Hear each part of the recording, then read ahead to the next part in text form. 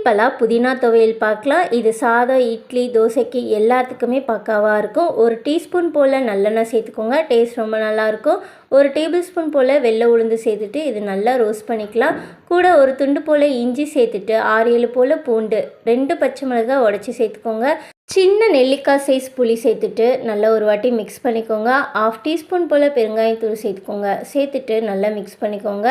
Mix பண்ணிவிட்டு இது நல்லா ப்ரௌன் கலர் ஆகிற வரைக்கும் வதக்கிக்கணும். கோல்டன் கலர் இந்த மாதிரி வந்ததுமே மிக்ஸி ஜாருக்கு மாற்றிடுங்க. இப்போ ஒரு கட்டு அளவுக்கு புதினாவை சுத்தம் பண்ணி வச்சுருக்கேன், அதையும் இதில் சேர்த்துக்கலாம். 2 நிமிஷம் கூட ஆகாது இந்த சட்னி செய்யறதுக்கு, டக்குன்னு செஞ்சு முடிச்சிடலாம்.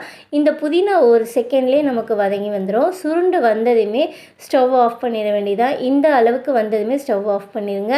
இப்போ மிக்ஸி ஜாரில் அதையும் சேர்த்துக்கோங்க. இது கம்ப்ளீட்டாக ஆறிடணும். தேவையான அளவுக்கு உப்பு சேர்த்துட்டு இந்த மாதிரி அரைச்சி எடுத்துட்டிங்கனாலே போதும். தாளிப்பு கூட தேவையில்லை, அப்படியே சாப்பிட்டாலே சூப்பராக இருக்கும். கண்டிப்பாக ட்ரை பண்ணி பாருங்கள். வீடியோ பிடிச்சா லைக் பண்ணி ஷேர் பண்ணி நம்ம பிள்ளை சமையலை சப்ஸ்கிரைப் பண்ணிக்கோங்க.